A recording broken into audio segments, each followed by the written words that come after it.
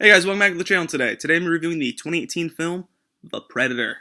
Now, for those who don't know, The Predator is a 2018 film directed by Shane Black, who was actually a cast member in the original 1987 film, Predator. Now, this is a film I've been looking forward to for a pretty long time. Pretty much when I heard it was in production a few years back, I got pretty excited because I love the Predator films. The original is a masterpiece. The sequels are not as good, but they're still enjoyable for me. I still think they're fun. Um, I had a lot of hope. I had a lot of hope and a lot of expectations with this film. I thought it was something that could be really special if done the right way. I had a lot of hope because Shane Black was in charge of it. You know, Shane Black obviously being a part of the original film and seeing how John McTiernan, obviously ran it. Now, for those who don't know, John McTiernan, who directed the original 1987 film, is pretty much the king of action films. If you want to know how to make an excellent to not phenomenal action film, you want to basically watch John McTiernan's work. John McTiernan has directed Die Hard, Predator, The Last Action Hero, among countless others. I had a lot of hope with Shane Black basically being attached to this film because I thought Shane Black, coming off of an excellent film, which is another one of my favorites, The Nice Guys, back in 2016, and being a part of that original film, would know how to do this movie correctly. I was very upset to be wrong. This is probably, honestly, one of the worst films I've ever seen, if not the worst film I've ever seen. It's really bad. There are not a lot of things that redeem this film for me. The characters are not terrible, but there's no development. They're pretty much ruined.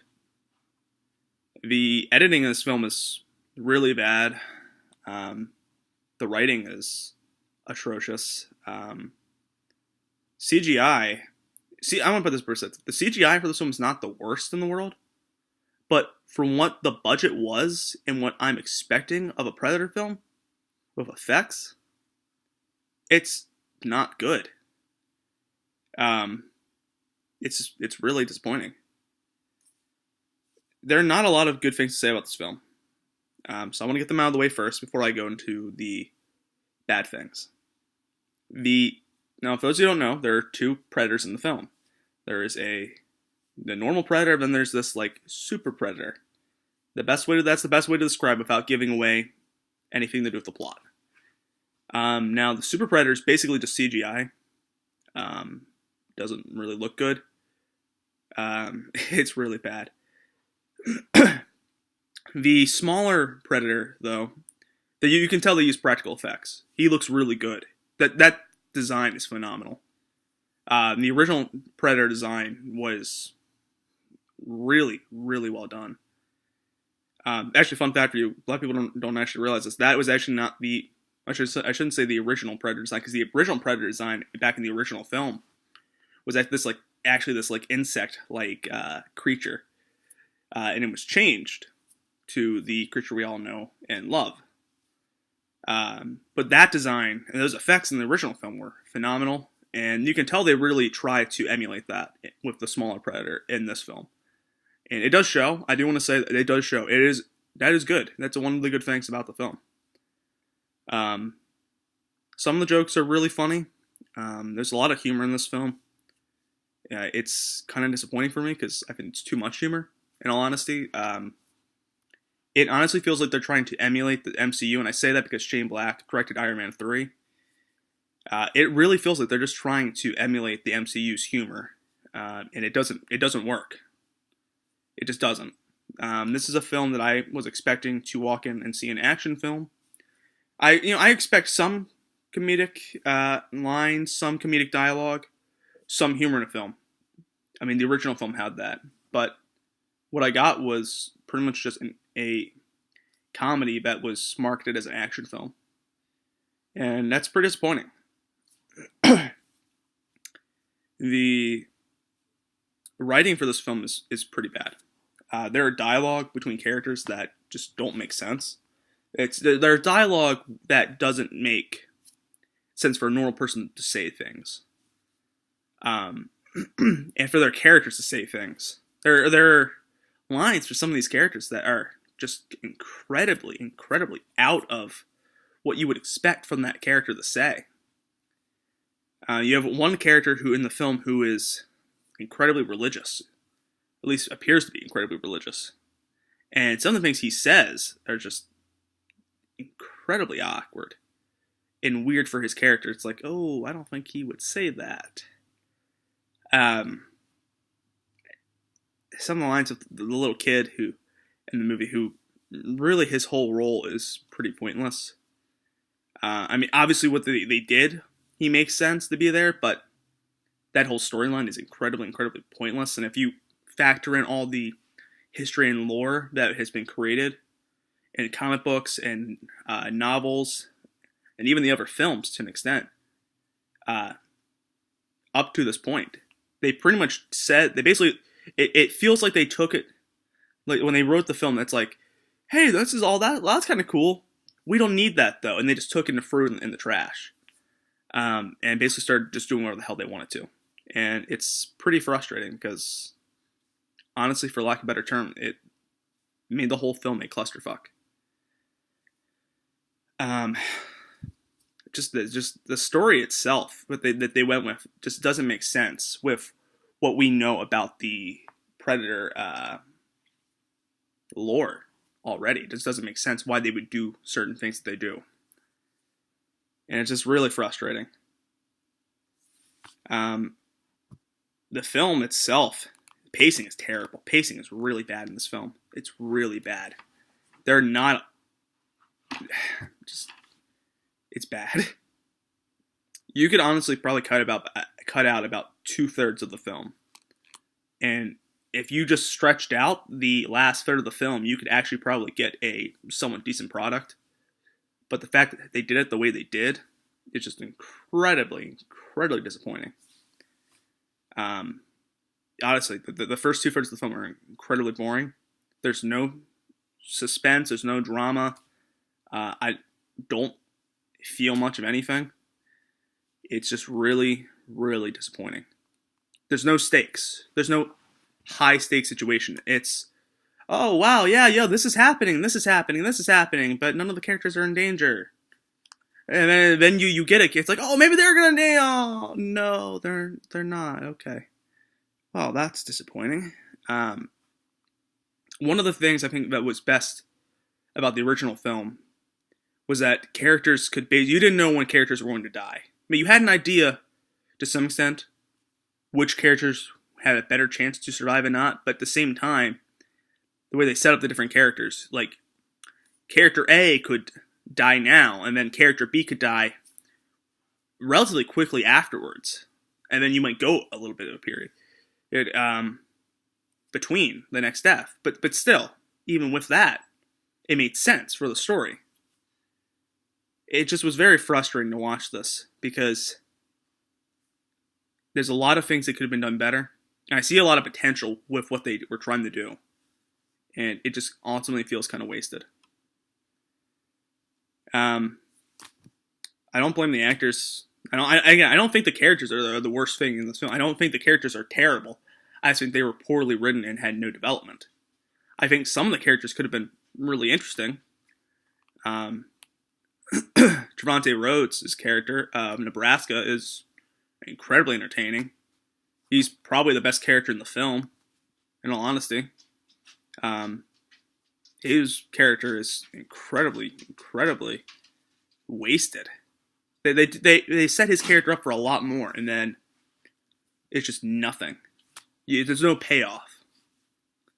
That's how it was with a lot of the characters, actually. Thomas Jane, Keegan-Michael Key's characters were interesting. It kind of makes sense. I see what they were trying to do with their characters. They tried to emulate Jesse Ventura and Bill Duke's characters from the original film. But ultimately, once again, it just felt kind of just disappointing. Really, it's kind of frustrating, to say the least, because I don't think it was necessarily the actors' faults because I think that there's a lot of talent. There's a lot of really good actors in this film. Boyd Holbrook's in the film. Keegan-Michael Key, Thomas Jane. Oh, I love Thomas Jane. Thomas Jane is probably one of my favorite actors, if not my favorite actor. You have Trevante Rhodes, Sterling Brown's in it. Sterling Brown's character is awesome, incredibly wasted. Just such a waste. Olivia Munn's in it. Olivia Munn's character was actually just all over the place too.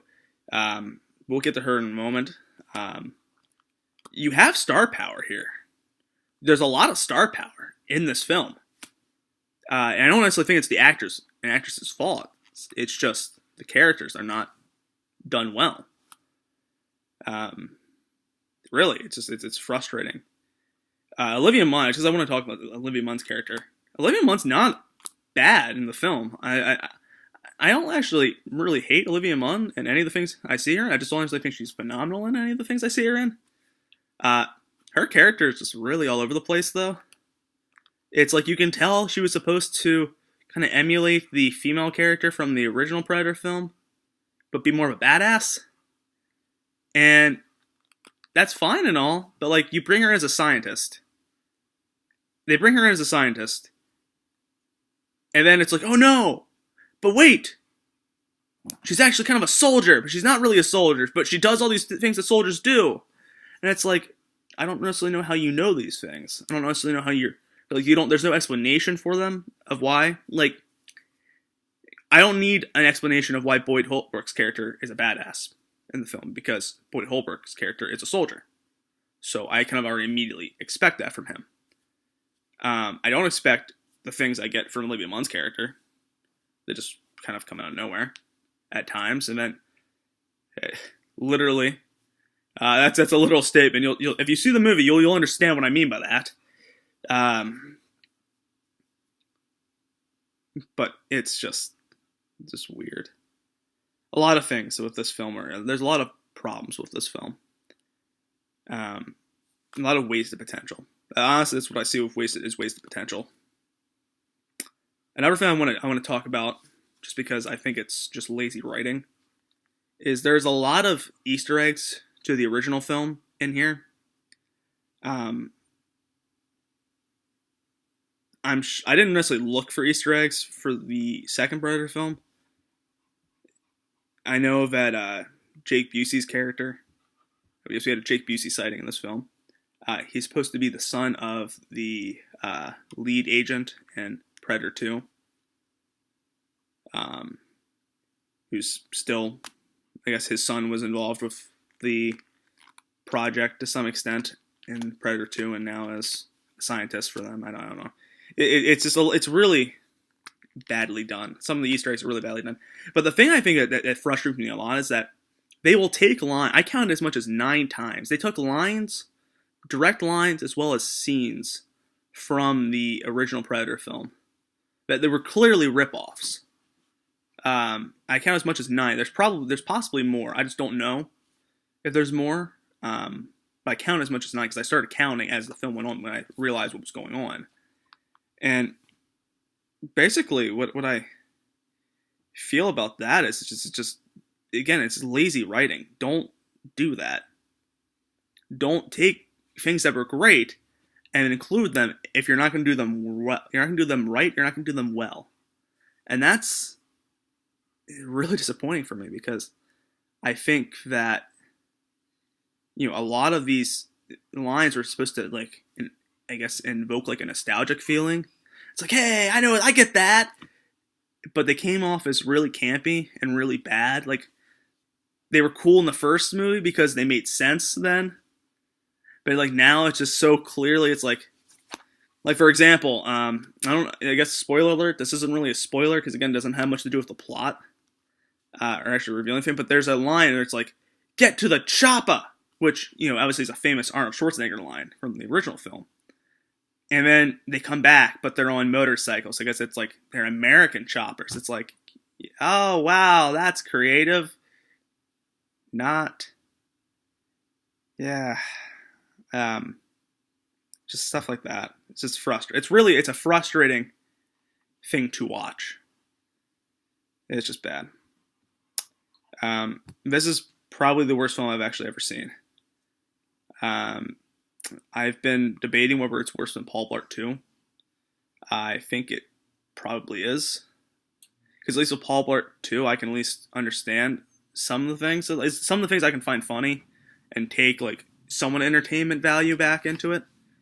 This film, I had nothing. Like, this is the difference between this film and the AVP films and Predator 2 for me.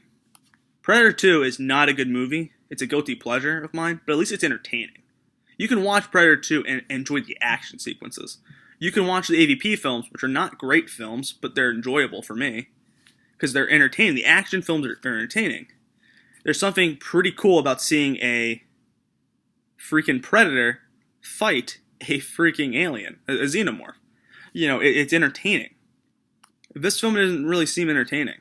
I didn't find it fun. I didn't find it enjoyable to watch it, and I felt that was kind of disappointing for me. In all honesty, it's something that I think could have been done a lot better had. I think it's something that could have been done a lot better had somebody who actually cared about everything that's come afterwards, after Predator 1, was actually involved in the project. Because it doesn't feel like that way. I feel like Shane Black should have been that person, but clearly he wasn't. And it's frustrating. I'm going to have to give it a 0.05 rating out of 5 stars. I think there are some decent things with the humor. I think the special effects on the small Predator were very well done. Those are the only redeeming qualities I can give it. There's too much bad qualities to give it anything higher.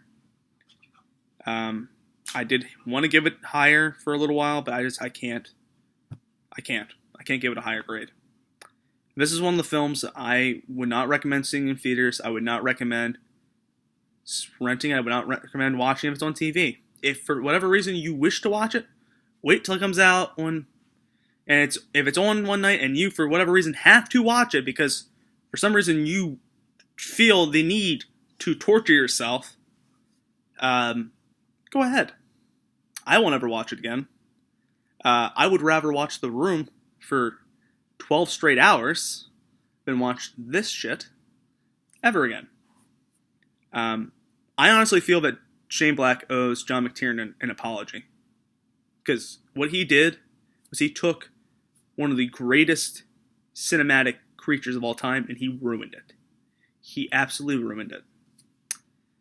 So that's my opinion on the Predator. I will probably get a review up of the original movie sometime within the next day or so.